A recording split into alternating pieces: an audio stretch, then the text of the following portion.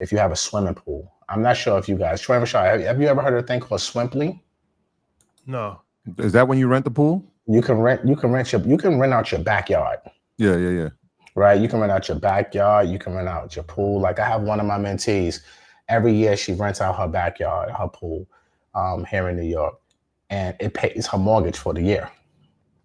Like it's incredible, right? Because people treat that like an event space for the day, right? So you can have somebody's backyard for 8 to 10 hours, and you're paying $200-300 an hour for the full use of their backyard and their swimming pool. So there's so many different ways to house hack and generate money with a single family or a duplex to make it more affordable.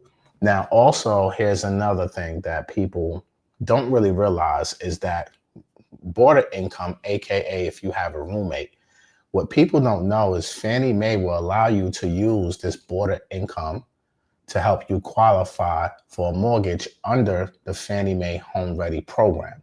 Now, the requirements is the borrower must have a history of receiving that rental income for at least 9 of the past 12 months. And you need documentation such as your lease agreement and show proof of receipt that your roommate has been paying you to or since y'all lived in an apartment together, and then you can use that income to help you qualify for a mortgage. So to break that down just in quick layman terms, if you are living with someone right now and you have a lease and they're on the lease with you, if they're your bona fide roommate, not just someone who's just in the house and you say, hey, they live here. No, they have to be on your lease.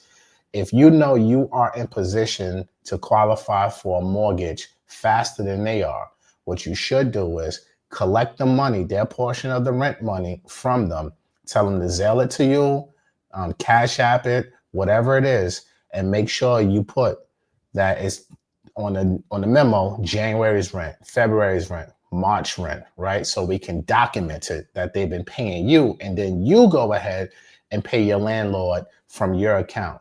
If you do that 9 months out of the past 12, then when you go qualify for your mortgage, you can use that rental income as part of your income to help you qualify for your mortgage. Y'all got where I'm going with this? I see where you're going with this. Documentation is important. Making sure you're keeping records is important. And that goes for if you're buying an individual home, but even more so in this situation when you're trying to have investment property. Well, so you've unlocked something here. Let's go back a little bit. So, all right. If you're in a relationship with somebody, right? And we talk about 50-50 a lot, right? On these different shows and podcasts, but that's a real thing though, where somebody lives with somebody and they're contributing. They're contributing to something.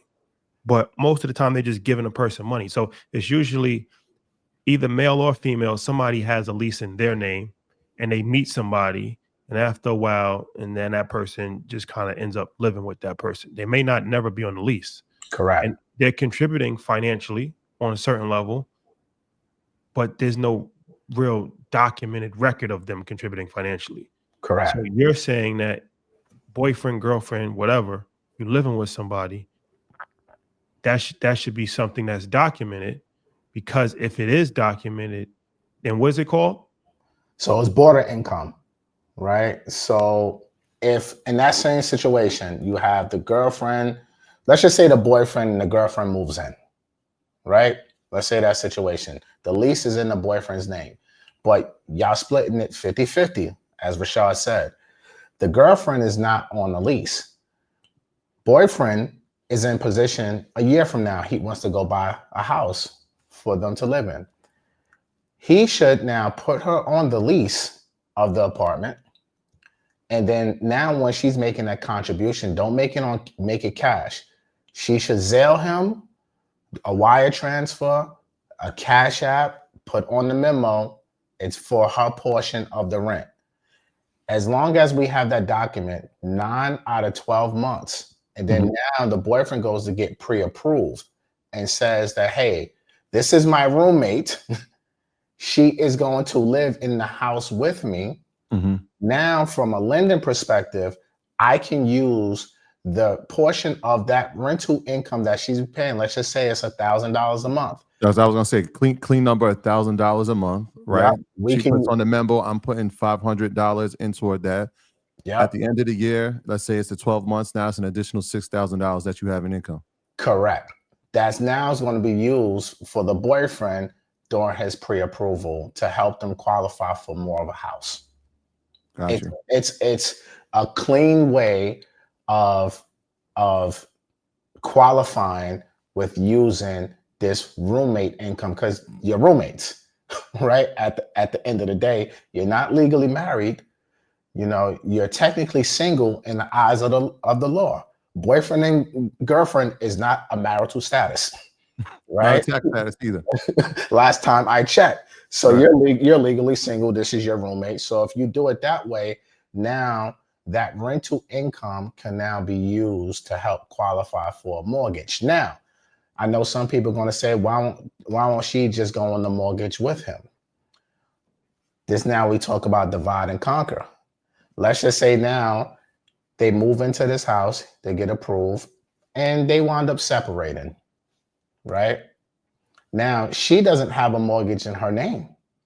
She can still go out here and buy a duplex, a single family, and house hack her life away as well. So just depending on your circumstances and your situation, if you understand real estate financing and these programs that are out there, and if you set your documentation up the right way, you can really go out here and scale at a very high level and reap all the benefits of wealth building with real estate if you know exactly what you're doing.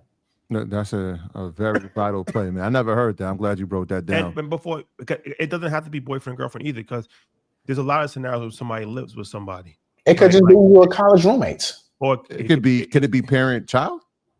No, it can't be parent and child, right? But let's think about college roommates. Think about what's just happened. In May and June, we have all these college graduates, right? Mm-hmm. Most of them have what? Roommates for the majority. So first of all, if you just graduated college, congratulations, right? But did you know that you can use your college education as your work history? You don't need a 2-year job history. You can use your college history as work history. Did you guys know that? Say that again. So you just graduated from college. You did your undergrad, right? 4 years. You're 22 years old. You're graduating. You just got a job offer from, Earn Your Leisure Entertainment.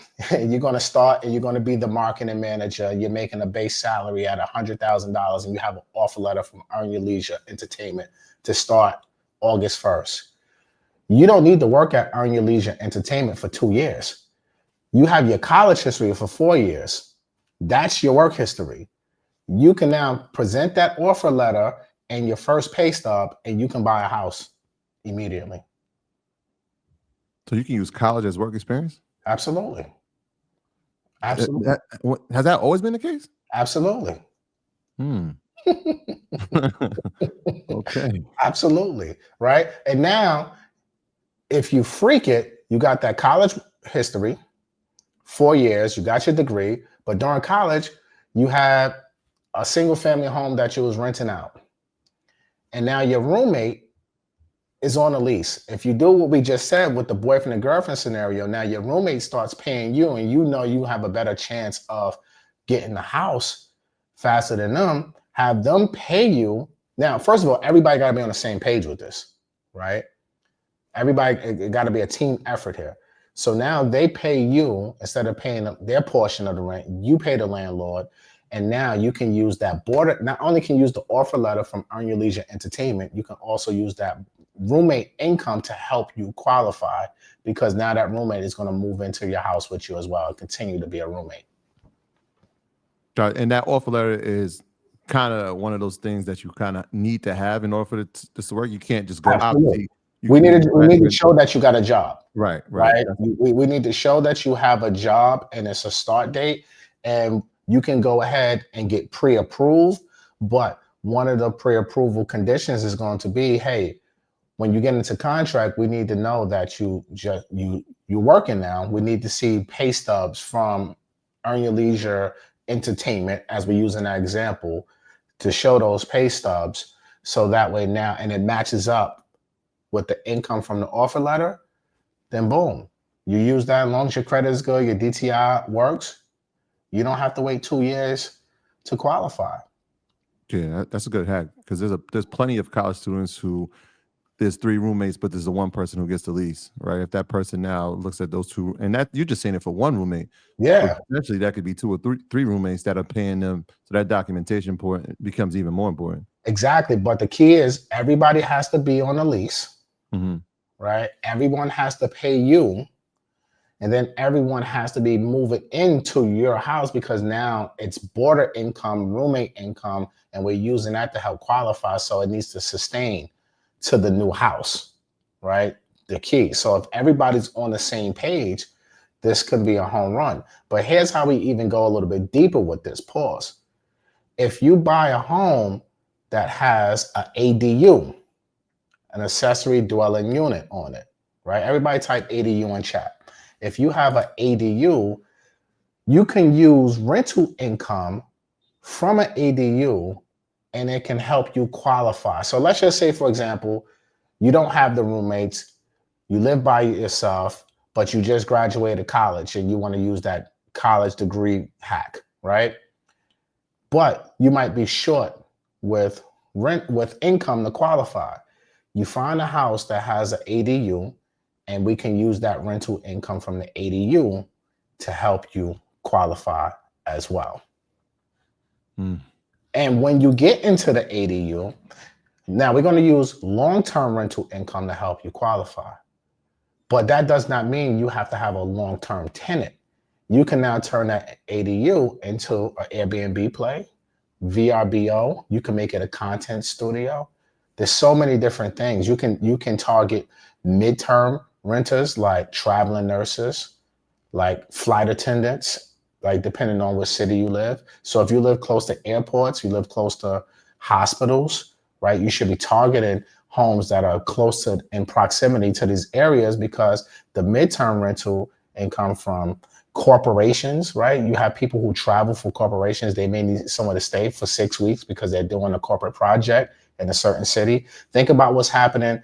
And guys, I'm gonna tell you another hack. And I've talked about this on my program, and I know you guys talked about it. Look at all the AI data centers that's being invested and built all around the country, right? You got Texas. I think there was 2 or 3 $500 million projects that was launched this year. Think about it. These people are not, the people who are constructing this, they're not going to be long-term residents of Texas, right? They're probably coming in from all different parts of walk of life. So what do they need? Rentals. They might only be out there to do a job that's going to take 6 months.